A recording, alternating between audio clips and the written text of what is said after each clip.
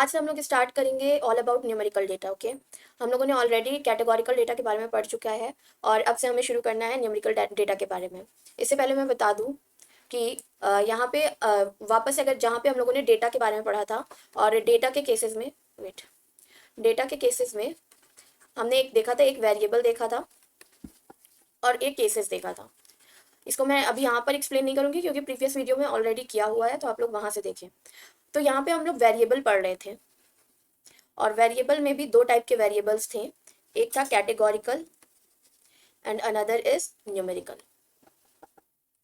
ठीक है, कैटेगोरिकल के बारे में हम लोगों ने ऑलरेडी पढ़ लिया है। कैटेगोरिकल में हम लोगों ने चार्ट्स पढ़े हैं, डिफरेंट टाइप्स ऑफ चार्ट्स, और क्या पढ़ा है, डिस्क्रिप्टिव मेजर्स पढ़ा है। ठीक है, डिस्क्रिप्टिव मेजर्स, और डिस्क्रिप्टिव मेजर्स में क्या क्या था हमारा, मोड और मीडियन। अब आज हम स्टार्ट कर रहे हैं numerical part which is very important, और इसमें बहुत सारी चीज़ें होंगी जो कि गेट सिलेबस में गेट सिलेबस में प्रेजेंट है। ठीक है, क्योंकि मैंने बोला था कि हम लोग बेसिक कंप्लीट कर रहे हैं ताकि हम अपने गेट का सिलेबस कंप्लीट कर सकें। तो अभी तक जितनी चीज़ें पढ़ी हैं वो आपके गेट के क्वेश्चन से रिलेवेंट तो होंगी, बट वो डायरेक्ट सिलेबस में मेंशन नहीं है। ठीक है, बट यहाँ पे न्यूमेरिकल में जब हम लोग स्टार्ट कर रहे हैं तो इसमें बहुत सारी चीज़ें होंगी जो कि ऑलरेडी गेट के सिलेबस में है, तो आप लोगों को यहाँ से बहुत अच्छे से फोकस करके पढ़ना है। ओके, सो न्यूमेरिकल में भी दो टाइप का डेटा है, एक है हमारा डिस्क्रीट और दूसरा है हमारा कंटिन्यूअस। देखो, डिस्क्रीट से पहले कंटिन्यूअस अगर हम समझे तो कंटिन्यूअस का मीनिंग क्या है, कंटिन्यू है ना। कंटिन्यूअस वर्ड आपका बना है कंटिन्यू से, और क्योंकि न्यूमेरिकल की बात कर रहे हैं, ये न्यूमेरिकल का एक टाइप है, तो न्यूमेरिकल बिना नंबर के तो हो ही नहीं सकता, है ना। तो ऐसे नंबर जो कंटिन्यू हो, कंटिन्यूअस हो, जिनमें कोई भी स्टॉप ना हो, तो ऐसे नंबर आपके क्या हो सकते हैं। अब जैसे कि आपका 2.3, 2.4, 2.5, ये इस टाइप का जो नंबर है इसको आप कंटिन्यूअस कह रहे होगे। इसमें और डीप में जाना है तो 2.31, 2.32, 2.34। यहाँ पर हम लोग क्या कर रहे हैं, हम लोग डायरेक्ट वैल्यूज पर जंप नहीं कर रहे हैं, हम डेसिमल पार्ट भी ले रहे हैं। इवन इसको आप फ्रैक्शंस में भी ले सकते हो। और ये जो डेसिमल में आते हैं ये यूजुअली आपके किस चीज़ के होते हैं, आप जब किसी का वेट मेजर कर रहे हो, लेट्स से आप किसी का वेट मेजर कर रहे हो। ठीक है, आप किसी का वेट मेजर कर रहे हो तो वेट आपका कैसे हो सकता है, 62.5 हो सकता है, 63.75 हो सकता है ना, 72.62 हो सकता है। एग्जैक्ट नंबर भी होगा ना तब भी 72.00 हम लोग लिखते हैं। तो ऐसी मेजरमेंट्स जो जिनमें आपका ये डेसिमल वैल्यूज भी आए, इस टाइप के डेटा को आप कंटिन्यूअस बोल रहे होते हो। क्यों कंटिन्यूअस बोल रहे होते हो, क्योंकि यहाँ पर आप एक फ्रैक्शन लेके चल रहे होते हो, ये आपका फ्रैक्शन होता है और ये फ्रैक्शन कुछ भी हो सकता है, तो ये हमारे पूरे एग्जैक्ट वैल्यू को रिप्रेजेंट कर रहा होता है। ठीक है, सो अगर हम कंटिन्यूअस वेरिएबल की डिफिनेशन को देखें, so what is continuous variable, एक बार पढ़ लेते हैं और इसको कंप्लीट करते हैं। ठीक है, फिर डिस्क्रीट की तरफ चलेंगे। So what is continuous variable, a continuous variable usually involves a measurement of something, a measurement of something। किसी भी चीज़ की जो मेजरमेंट्स होती हैं वो, उसका जो टाइप होता है उस डेटा का, वो आपका उस टाइप का डेटा आपका क्या कहलाता है, कंटिन्यूअस वेरिएबल कहलाता है। तो जब भी आप कोई चीज़ मेजर कर रहे होगे तो आपको ये चीज़ का ध्यान रखना है, क्योंकि हम मेजर कर रहे हैं तो मेजरमेंट करने से आपके पास जिस भी टाइप का डेटा आएगा उस डेटा को आप क्या बोल रहे होगे, कंटिन्यूअस वेरिएबल बोल रहे होगे। और इसमें आप एग्जाम्पल दे सकते हो, वेट का एग्जाम्पल मैंने दिया, राइट। आप हाइट का एग्जाम्पल दे सकते हो, ये भी एक मेजरमेंट है। आप स्पीड का एग्जाम्पल दे सकते हो, ये भी एक मेजरमेंट है, एंड सो सो एक और मेजरमेंट है तो इन मेजरमेंट की यूनिट्स भी होगी। सो कंटिन्यूअस वेरिएबल्स हमारे ऐसे वेरिएबल्स होते हैं जो कि आपके मेजरमेंट का आउटकम होता है। ठीक है, बाकी और अगर अभी भी क्लियर नहीं है तो अभी आगे के एग्जाम्पल्स में आपको ये चीज़ क्लियर हो जाएगी। मैं बीच बीच में मेंशन करूंगी आपको जहाँ पे भी डिस्क्रीट वेरिएबल और कंटिन्यूअस वेरिएबल दिख रहा होगा। ठीक है, नेक्स्ट थिंग इज डिस्क्रीट, क्योंकि ये अलग अलग टाइप के हैं तो हम लोगों ने ये कंटिन्यूअस देख लिया जो कि जिनमें बीच में कोई भी वैल्यू हम लोग छोड़ते नहीं है, राइट। आपकी सारे numbers, all numbers in continuous. ठीक है, बट डिस्क्रीट में क्या होता है, डिस्क्रीट एक तरह से काउंटिंग होती है, काउंटिंग। अब काउंटिंग या काउंटिंग आपकी या 1 हो सकती है, या 2 हो सकती है, 3 हो सकती है, इस तरह से काउंटिंग होती है ना। काउंटिंग आपकी डेसिमल में तो नहीं होती, 2.1, 2.2 इस तरह से हम लोग काउंट नहीं करते हैं यूजुअली। सो काउंटिंग जहाँ पे होती है तो आप काउंटिंग टाइप के डेटा को बोल सकते हो डिस्क्रीट। सो अगर हम डिस्क्रीट वेरिएबल की डिफिनेशंस देखें तो इसको हम लोग क्या लिख सकते हैं, discrete variable. What it is? It involves a counting of something. It involves a counting of something. Okay. तो जहाँ पे आपको मेजरमेंट्स दिख रही होंगी वहाँ पे कंटिन्यूअस वेरिएबल होगा, और जहाँ पे काउंटिंग होगी वहाँ पर आपका डिस्क्रीट वेरिएबल होगा. और डिस्क्रीट वेरिएबल में भी अगर आपको एग्जांपल्स चाहिए तो एग्जांपल्स आपके क्या हो सकते हैं यहाँ पर? एग्जांपल में आप बोल सकते हो number of people in office, ये भी तो एक काउंटिंग है. Number of students in schools, और number of accidents in a month. So whatever number of positive COVID patients, right? So wherever counting is present, then that data is discrete variable. As simple as that. Okay. तो यहाँ पे हमारा complete हुआ continuous और discrete variable which are the type of the numerical data. अब हम पढ़ेंगे how we will organize our data. ठीक है. सो अभी नेक्स्ट थिंग हम क्या पढ़ने वाले हैं? Organizing numerical data. Let's do it. Wait. या सो ऑर्गेनाइजिंग न्यूमेरिकल डेटा में हम लोग क्या करते हैं? We can do the following procedures for organizing the numerical data. Numerical data को ऑर्गेनाइज करने के लिए कुछ प्रोसीजर होता है. सबसे पहले हमारी जो भी ऑब्जर्वेशन होती है उसको क्लासेस में या फिर कैटेगरीज में हम लोग डिवाइड करते हैं. पीछे के एग्जांपल्स में हमने जितने भी एग्जांपल लिए उसमें हमारी कैटेगरीज क्या थी? ए, बी, सी एंड डी. इसी तरह से न्यूमेरिकल डेटा में भी हमें कैटेगरीज बनानी होंगी, और फिर उन कैटेगरीज को हम एक डिस्टिंक्ट वैल्यू, अलग अलग वैल्यूज की तरह ट्रीट करेंगे ऑफ क्वांटिटेटिव डेटा. ठीक है. Once we group the quantitative data into classes, we can construct frequency or relative frequency distribution of the data. अगर यहाँ से भी नहीं समझ में आया तो let's take one example here. ठीक है. और फिर हम लोग आगे बढ़ेंगे.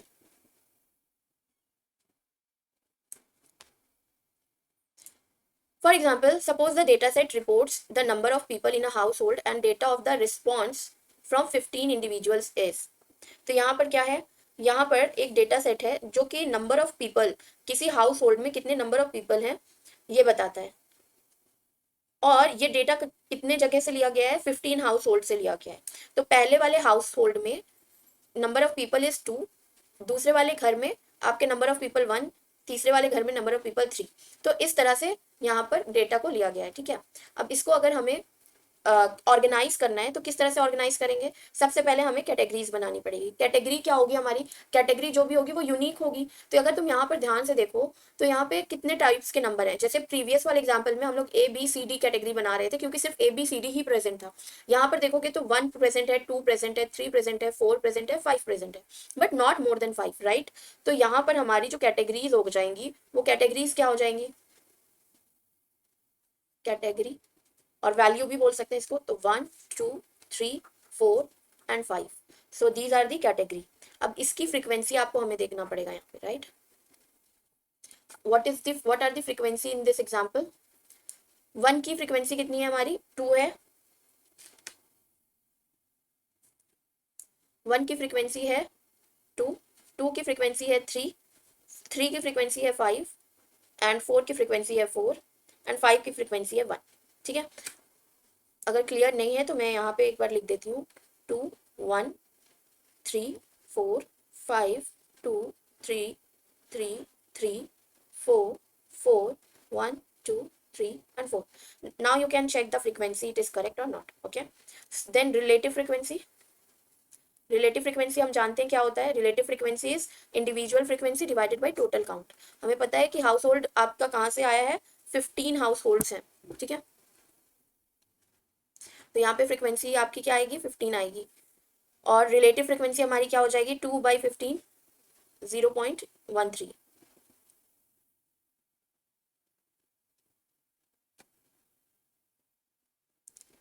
and here 0.2, 0.33, 0.27 and 0.07.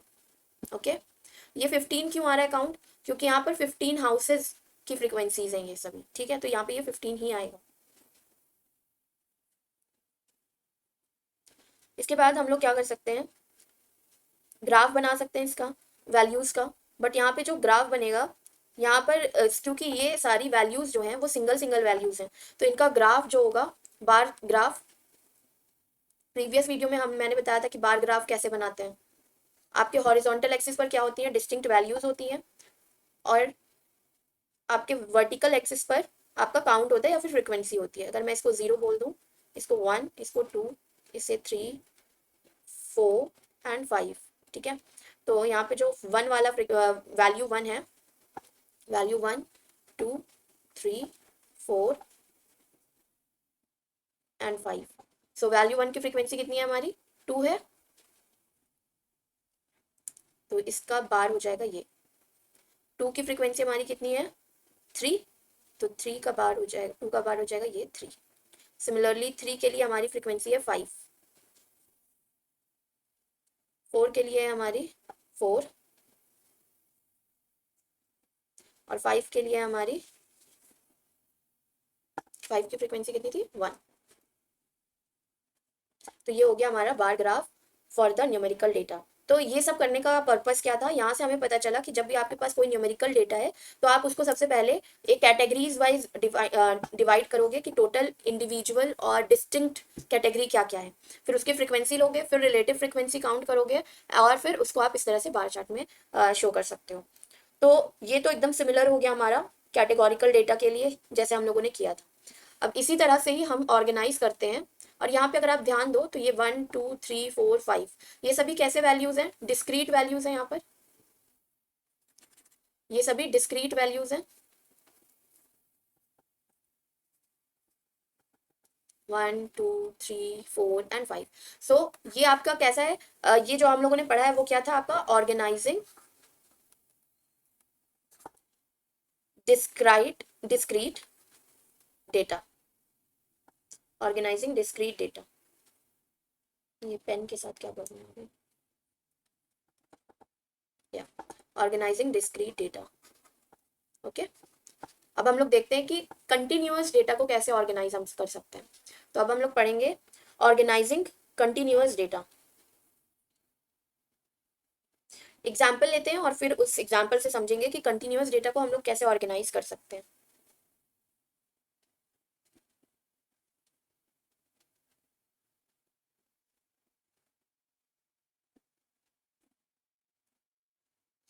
So let करते हैं कि consider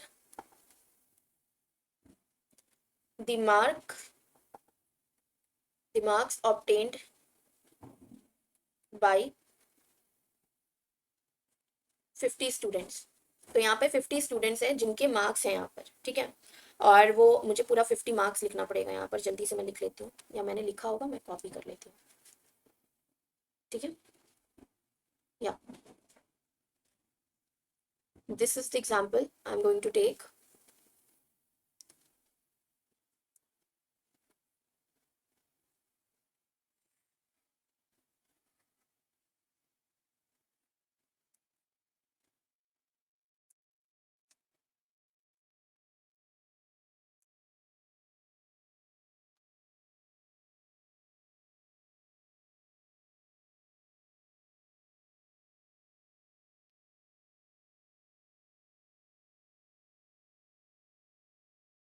Okay, so this is the example where 50 students are there and their marks are mentioned here.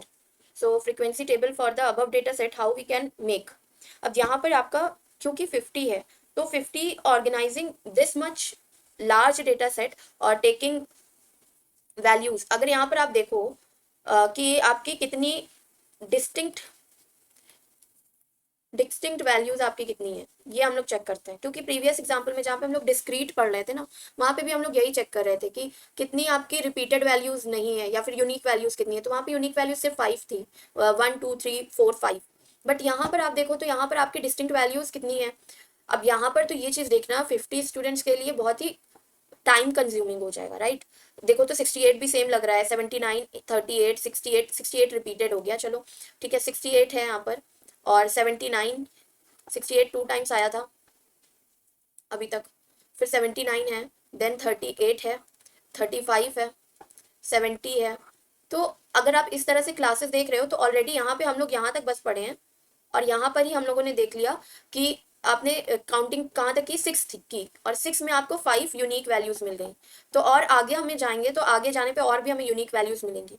तो इस केसेस में हम क्या करते हैं, जब आपकी यूनिक वैल्यूज और कैटेगरीज बहुत ज़्यादा हो जाए कि कैलकुलेशन करना टफ हो जाए, इस केसेस में हम क्या करते हैं, क्लासेस बनाते हैं। सो क्लास इंटरवल हम लोग लेते हैं, एक इंटरवल बना लेंगे और उस इंटरवल के अंदर हमारी वैल्यूज होंगी। तो अगर तुम यहाँ पर ध्यान से देखो तो इसमें सबसे स्मॉलेस्ट वैल्यू क्या है वो देखना पड़ेगा। तो मुझे यहाँ फर्स्ट 6 में तो 35 दिखा, और उसके बाद अगर हम देखें तो 35 से छोटा कोई है क्या, नहीं, 35 से छोटा तो कुछ और नहीं दिख रहा है।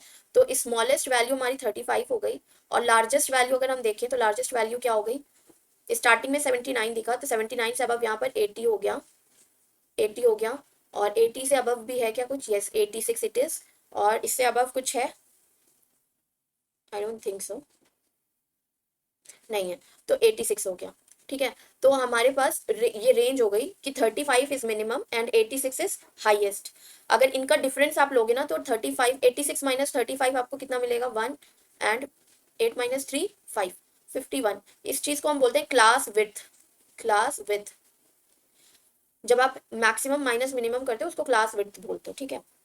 तो मैं एक काम करती हूँ, यहाँ पर क्लास इंटरवल लेती हूँ, एक लेती हूँ 30 to 40, 10-10 का इंटरवल लेंगे हम लोग, और एक 40 to 50, then 50 to 60, then 60 to 70, then 70 to 80, then 80 to 90। क्योंकि 86 इज मैक्सिमम तो वो इस इंटरवल पर आ जाएगा, इसके बाद हम लोगों को लेने की ज़रूरत नहीं है। अब इसके बाद हमें फ्रीक्वेंसी लेनी है। सो फ्रीक्वेंसी, क्लास इंटरवल हमारा हो गया, अब हमें देखनी है इसकी frequency. So how many numbers come under this range, 30 and 40। तो 30 और 40 के रेंज में हमारे पास क्या क्या नंबर है हमें वो देखना पड़ेगा, ठीक है। तो जल्दी से देखते हैं। एक तो हो गया ये 38, 1, 35, 2, 3, that's it, only 3 values are there, okay। So 3 values in the range of 30 to 40। अब उसके बाद हम लोग 40 से 50 तक की रेंज देखेंगे। तो अगर 40 से 50 तक की रेंज देखें तो यहाँ पर 47, 45, 45, 1, 2, 3 and 4, 5, 6, 6 आर देयर, ओके। इसी तरह से मैं जल्दी से इसको काउंट करके कंप्लीट करती हूँ। 50 से 60 के बीच में हमारे पास 18 है, 60 to 70 के बीच में 17 है, और 70 to 80 के बीच में 4 है, और 80 to 90 के बीच में 2 है। तो these are the frequency of the numbers और मार्क्स ऑफ दी स्टूडेंट्स। तो यहाँ पे देखो 50 से 60 और 60 से 70 के बीच में सबसे ज़्यादा बच्चों के मार्क्स हैं। अब इसकी हम लोग रिलेटिव फ्रिक्वेंसी भी निकाल सकते हैं। किस तरह से निकालेंगे रिलेटिव फ्रिक्वेंसी, वापस से टोटल यहाँ पर क्या हो जाएगा, टोटल हमारा आएगा 50 क्योंकि number of students are 50। So 3/50, 6/50, 18/50, इस तरह से करके हम रिलेटिव फ्रिक्वेंसी निकाल रहे हैं। तो ये हो गया 0.06, 0.12, 0.36। आगे की कैलकुलेशन भी मैं लिख रही हूँ, इसको आप लोग चेक करेंगे कि ठीक है कि नहीं। एंड 0.04। प्रीवियस वीडियो में मैंने बताया था कि रिलेटिव फ्रिक्वेंसी का जो सम होता है वो क्या होता है, 1, ठीक है। तो यहाँ पर हम लोगों ने क्या देखा कि कंटिन्यूअस डेटा था हमारा। कंटिन्यूअस डेटा हम लोग इसको क्यों कह रहे हैं, यहाँ पे तो फ्रैक्शन है नहीं, बट यहाँ पर आप देखो ये जो इंटरवल बन रहा है ना वो 30 से 96 के तक जा रहा है, राइट। तो इसे भी हम कंटिन्यूअस डेटा ही बोल रहे होंगे क्योंकि आपके डेटा जो है कंटिन्यूअस फॉर्म में है, और यहाँ पे आपका डेटा जो है एक से ज़्यादा है। इसमें कुछ अब ये एग्जाम्पल हम लोगों ने देख लिया, तो अभी इसका जो रिटन फॉर्म है वो भी हमें समझ में आएगा जो मैंने लिखा हुआ है इसके लिए थ्योरी पार्ट। तो what is organizing continuous data, how we organize our continuous data, organize the data into a number of classes to make the data understandable. However, there are few guidelines that need to be followed. Number of classes आपकी 5 या फिर 20 के बीच में होनी चाहिए, ठीक है। अभी क्या इंटरवल हम लोगों ने कितने इंटरवल्स बनाए थे वहाँ पे, 6 इंटरवल बनाए थे। तो 5 से कम नहीं था, 5 से ज़्यादा था, दैट इज 6 था। तो आपके जो इंटरवल होना चाहिए यहाँ पर, अभी जो एग्जाम्पल में हमने इंटरवल बनाया है ना, तो वो कहाँ कहाँ से था, 30 to 40 था, 40 to 50 था, 50 to 60 था। तो ये जो नंबर्स आ रहे थे वो कितने इंटरवल थे, 1, 2, 3, 4, 5, 6 नंबर आ रहे थे। तो आपके 5 से कम नहीं होने चाहिए। तो जहां आपका 5 से कम इंटरवल बनेगा तो वहां पे आप चूज करो अपना वापस से डिस्क्रीट वेरिएबल वाला मेथड, ठीक है। जहां पे आपकी क्लासेस 5 से ज्यादा बन रही हैं वहां पे आप इस मेथड को यूज कर रहे होगे। और each observation should belong to some class and no observation should belong to more than one class. ये क्या है आपका कि आपका जो जैसे कि नंबर 38 है तो 38 आपका सिर्फ और सिर्फ इसी क्लास को बिलोंग करना चाहिए। Every individual number should contain only one unique class. आप एक का एक ही नंबर दो क्लास में नहीं जाना चाहिए, ठीक है। Then each observation should belong to some class and no observation should belong to more than one class। ये तो देख लिया हमने। It is common although not essential to choose class interval of equal length। कोई जरूरी नहीं है कि आप इक्वल लेंथ का ही क्लास चूज करो। जैसे कि मैंने इस एग्जांपल में 10-10 का इंटरवल लिया है तो सबकी क्लासेस सबकी जो क्लास इंटरवल की लेंथ है वो इक्वल है। But it is not necessary कि आप सभी में आप 50 to 58 भी ले सकते हो, ठीक है। और जो लोअर क्लास लिमिट होती है उसको आप smallest value that would go in a class. तो ये लोअर क्लास यूनिट हमारी स्मॉलेस्ट वैल्यू क्या थी 38 थी और 38 हमारा 30 से 40 के बीच में जा रहा था। तो जब भी आपकी स्मॉलेस्ट वैल्यू ऑफ डेटा जिस भी इंटरवल में जाती है उस इंटरवल को हम बोलते हैं लोअर क्लास लिमिट। इसी तरह से जो आपकी लार्जेस्ट वैल्यू होती है वो लार्जेस्ट वैल्यू आपकी जिस क्लास में जाती है उसको आप बोलते हो अपर क्लास लिमिट। फिर क्लास विड्थ की बात करें तो क्लास विड्थ मैंने पहले भी बताया है कि लोअर लिमिट और हायर लिमिट उनके बीच का जो डिफरेंस होता है उसको आप क्लास विड्थ बोलते हो, ठीक है।